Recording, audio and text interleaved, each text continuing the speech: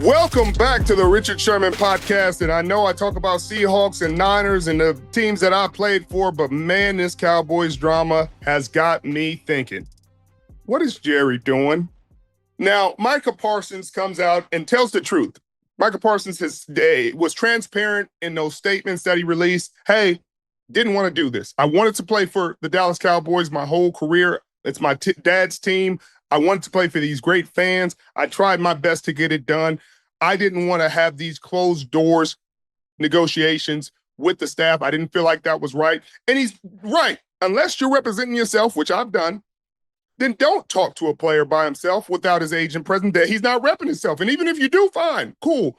If that's what you did with CD and Dak, cool. But eventually you got to their agents. You got to Todd France. You got to Tory Dandy.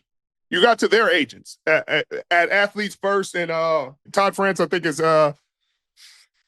he's Athletes First, and Tory Dandy is CAA. So what's crazy about this whole thing is the quote that Jerry said, and I want to say it was April, and I want to quote it because I don't want to get this wrong. I do not want to get this wrong because it was so ridiculous then, and it just seems like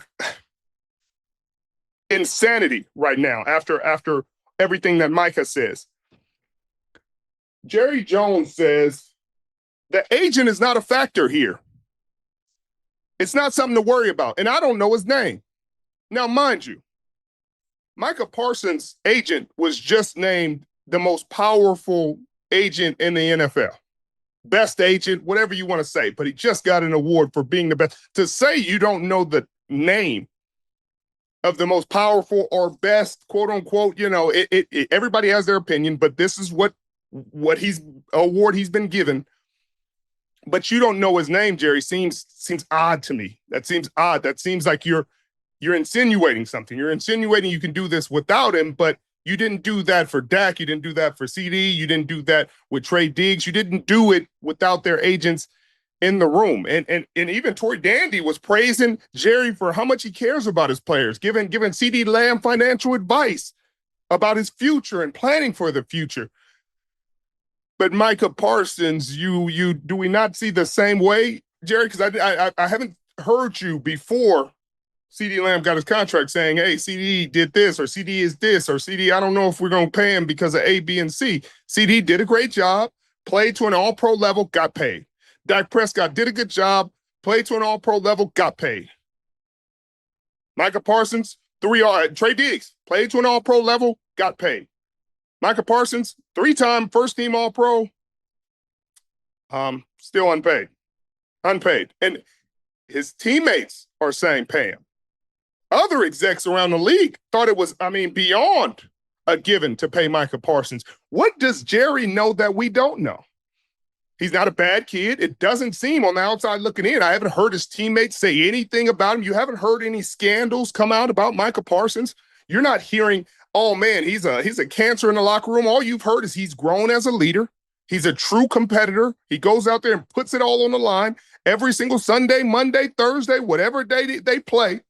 He puts it all on the line. Is he a perfect player? No, but he wrecks every game that he's in. He jumps off the tape every single time that he's in. He's one of the top 10, top 15 players in the National Football League. There's no question about that. It's beyond contestation. So what does Jerry Jones know that we don't know? Because I don't get this. You made Dak the highest paid. You made CD Lamb the highest paid. You made Trey Diggs, if I'm not mistaken, the highest paid, or right up there with him. So why not Micah? His accolades stack up with everybody else's. He's not injured. He's healthy right now from what I can understand, but he just doesn't want to practice because obviously there's a contract dispute and it makes no sense. There are probably 31 other teams that would take him. Now, not every team can take him for $41 million, which is what he will demand and what he will deserve because you waited this long. You could have got him with Nicholas John Bosa's deal, which was, I think, $34 million a year. That sounds like a bargain now compared to what people are getting. Now you got to go above TJ Watt's 41 and some change. Like, why? Why wait this long? Why keep making him prove it? Why keep making him prove it? And then you're making it an issue between fans and players. Now fans will sit there and look at the player and be like, man, what is he talking? He's not doing everything he can for the team. Yes, he is. He's done everything he could for the Dallas Cowboys, fans. Like, I know you guys probably don't feel great about me, and it is what it is. But Micah Parsons is a great player who's done a great job for your team and deserves the money that he's asking for. He deserves it. He deserved it years ago. He probably would be looking for an extension at this point if you would have just signed him when you were supposed to sign him, or an extension next year. But if you're going to keep holding him hostage, I just don't know. It's a bad look. It's a bad look on it, and everybody's talking about, man, our team needs to not many teams have $41 million in open space or the ability to create enough money to be able to sign Micah Parsons to an extension, bring him in immediately now, and especially the contenders. Everybody's talking about, man, the Philadelphia Eagles are going to pull a fast one again. I don't think so. I mean, Howie is a magician. He does a phenomenal job. One of the best in the history of the game, has put together incredible teams. But if you tell me Howie Roseman can get Jerry Jones to trade Micah Parsons within a division, coming fresh off a Super Bowl win, like, oh my God, wait till you hear what I got to say after that day. That would be insanity. So you would assume he has to get at least out of the East. So then it leaves you a lot of NFC teams, a lot of AFC teams. But where does Micah want to go, and what can he get done? Who has the space? All that matters. And I'm not going to speculate and get into all those details, but why are we here? Why are we even talking about this? Because only Jerry can put us in a position where one of his best players, and it's not even debatable, is sitting here saying, wow, you guys don't want me. And I've been saying it for years that I don't understand why they aren't paying him. What did he do to Jerry Jones? What has he done? What has Micah Parsons done to Jerry Jones for him not to want to pay him major money going forward? Because I don't see it. I don't see the problem. I don't see the issue. I don't see the hesitation, because he hasn't done anything to make you want to hesitate. He's a great player. He's leader. He's done everything he's supposed to do. But having the conversations without his agent there, and then thinking that, hey, we agreed to something and we're not even going to involve the agent, and whatever the agent said, we're not even going to answer his calls because we agreed to something without you. That sounds beyond ridiculous. And Jerry, you wouldn't advise your own son to do that without his lawyers and his representation present. Cool, you can talk about subtle details. You can maybe talk about an outline. Hey, we're trying to give you $200 million. Yep, 4 years, $200 million. Cool, I hear you, Jerry. That sounds great. Man, highest paid defensive non-quarterback in the league. Cool, Jerry, that sounds great. Just talk to my agent, iron out the details, and we can go ahead with it. But you don't want to do that for some reason, and that's where the rub is. That's the details we need. Like, why don't you want his agent to be there? What details were in there that you knew that David Mullighetto would see and say, hold up, this ain't happening. It's definitely not happening like that, because that's how shady it sounds when you said, hey, we had an agreement in place, but when the agent calls, I don't answer the phone. It sounds like you got something up your sleeve, Jerry, and I want to know what's up your sleeve, because it doesn't make sense to anyone else. And it's now playing out in the public right before another season, promising season. You guys, your best players are healthy. You're good. I think the left tackle might have got a little banged up, but knock on wood, he's going to be okay. But you're healthy going into the season. There's hope in the fan base. There's excitement, as it should be, going into the football year for every team. You should feel good. We're a chance at a Super Bowl. Cool. Let the season, kind of put your fire out. But cool, you can have those expectations. But the amount of vitriol and drama that Jerry Jones and Stephen Jones are injecting into this franchise before it even starts, just crazy. Why? How does this? I see in no world that this benefits your football team. In no world that this makes you a better football team, an easier football team to root for. It makes your best players happier and want to play for you. It does the exact opposite. You have CeeDee Lamb sitting there like, come on, man, pay him what you owe him. Like, you are creating division within a team, not against other teams, but against you. Because of how you're speaking about your players, because of how you're treating your players. And it's bad business, man. It's bad business. And you would think wisdom comes with age, but it's clearly going the other way for Jerry, and I don't get it. I really don't. And another trade situation, Terry McLaurin in the NFC East has requested a trade from the Washington Commanders. He wants to be paid like the top receiver in the National Football League, which would put him over $40 million. And it's something that I think the Washington Commanders are unwilling to do. You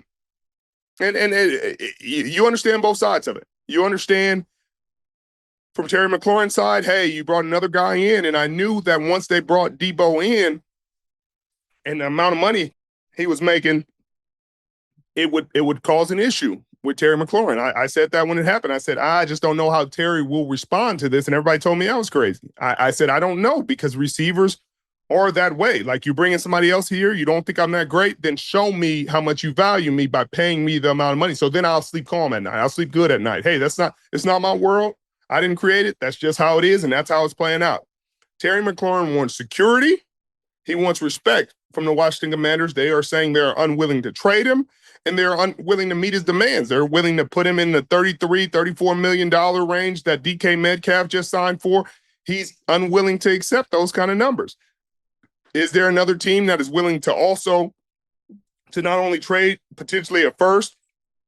Well, the receiver market has been different. I mean, maybe a third and a fifth. You're going to have to, because you're going to have to pay him so much, the draft value will likely go down. But on top of that, you're going to have to pay him what he wants. So you're going to have to agree to an extension before the trade ever comes through, along with the draft compensation. And maybe the Commanders are going to ask for something crazy because you're doing it at a point in the season that you can't necessarily find his replacement. You're not going to be able to replace his production, his veteran presence, who he's been to the Washington Commanders over these years instantly, unless you get a player of equal value. But even then, you're talking about getting him up to speed with the playbook, the culture of the team. Terry McLaurin has been a consummate professional for the Washington Commanders. So there's just so many moving parts that I just don't see a deal happening quickly here, unless a team is desperate and really is in love with Terry McLaurin and they're really willing to give a boatload of draft picks and make Washington a deal that they can't refuse. I just don't see it happening. I see Terry McLaurin likely settling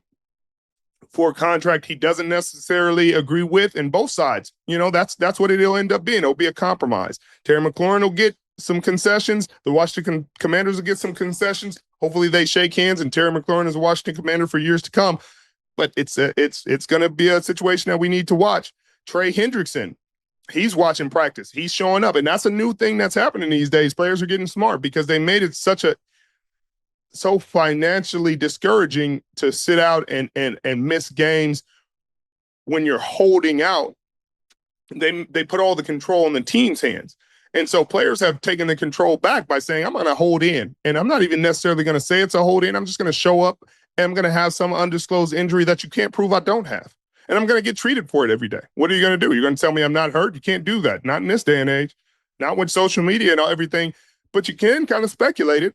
And until you pay Trey Hendrickson, it doesn't look like he's going to be on the field. And if he misses a game and you lose, that AFC North isn't a division you can play with. The Baltimore Ravens aren't going to be playing any games. And you got a quarterback and these receivers that are highly, highly paid, going to put up a lot of points. And the one guy you had on defense that's been consistent year after year, you're not giving that respect. Even Joe Burrow thought you would pay him. You paid T. Higgins. Cool. Paid Jamar Chase. Top money, top dollar. Got it. Joe Burrow has his money. Cool. Got it. Now you don't want to pay the defense. And Mike Brown has been one of those owners who said, they had to sell the naming rights to the stadium for Joe Burrow's deal. Like they do not like to spend money. And I'm not going to, spill the beans about how some of the conversations went when we were negotiating with owners, but Mike Brown, the way he spends money isn't necessarily seen in a good light by the other owners of the league. I think they would like him to have to spend more money and like it to be in line with everybody else who's trying to grow the game and make this a better product. And they don't think he's investing enough into his team to grow the game, but he's benefiting as much as the rest of them are. But that's a story for a different day. I'm not going to go down that rabbit hole with you today. But they need to pay Trey Hendrickson. Until they do, Could he be sitting out week 1 with an undisclosed injury? Potentially. What can a team do? Can they find him? Sure, they can. But again, it doesn't work to anybody's favor. You find him a lot of money, find him a game check, you piss him off more, you put your team in a harder spot. Maybe he walks away, maybe he misses more games. Those things never work out. So he has leverage here. The team is better off just making him happy and paying him what he deserves. Maybe, again, there's a middle ground there somewhere that they can find. Hopefully it happens. Jauan Jennings, another situation we're monitoring. And I'll switch hats, for the Niners fans.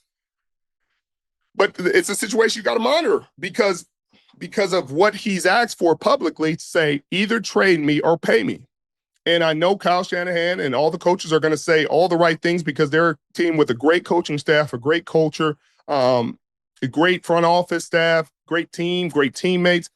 But from the outside looking in, if you're just looking at it objectively, knowing what you know, you say, okay, Jauan Jennings had this injury, and calf injuries are nagging, and they take a while, and you don't want them to come back because once they come back, you got to sit 3-4 weeks anyway. So I understand the patience and hey, we're gonna take our time. We're gonna make sure we get it right. But from the outside looking in, when you make those demands, it could look like you're holding in. And so I'm glad Kyle Shanahan got ahead of it and said, hey, no, this is an injury. We understand. We're all on the same page here, and I respect that. That's how you put fires out, and you put out potential speculation that he could be holding out. But that's a situation to monitor because I'm interested to see what the 49ers do. Brandon Ayuk is still not playing. Ricky Pearsall, is back in the lineup, but he's been banged up. You've heard about some young guys stepping up. They're bringing in guys because they just don't have enough legs in the receiver room. Right now, all your foundational players are showing up. Trent Williams showed up on time, in shape. They say Nicholas John Bosa is having an incredible camp. Fred Warner looks like the beast that he has been. All-Pro Fred. The guys are there. George Kittle looks amazing. Christian McCaffrey, the burst, everything is still there. But you need these receivers to show up, and Jauan Jennings technically will be your one. Without Brandon Ayuk there, Ricky Pearsall, maybe 1, 2, maybe they're both, depending on how they're drawing the plays up. But from a veteran perspective, he had almost 1,000 yards last year. He was very reliable and very consistently open, consistently getting separation, consistently doing what he needs to do, both blocking and setting the tone in ball games with his ability to get open and make big plays. I think they're going to have to do something. I think they're going to have to appease him. And I think once they do, there might be a chance that he's back in practice that day. I don't know. It kind of seems that way, though. As always, it's beautiful joining with you. I will be in San Francisco for the training camp in person with the Richard Sherman podcast. That's going to be an incredible day. I'll be in Seattle at training camp for the Richard Sherman podcast. So stay tuned for those in-person live interviews with the players and coaches. I'm looking forward to that. It's going to be a really exciting time. We're venturing out, people. We're venturing out. We're taking it out of the podcast, out of the man cave, and we're going out to the facilities and seeing people in person. And I want to hear the real story. I'm going to see if I can get Jauan because I want to ask him myself. Stay tuned. We appreciate you joining us. You could be anywhere in the world, but you're here with us. All love and respect. See you next time.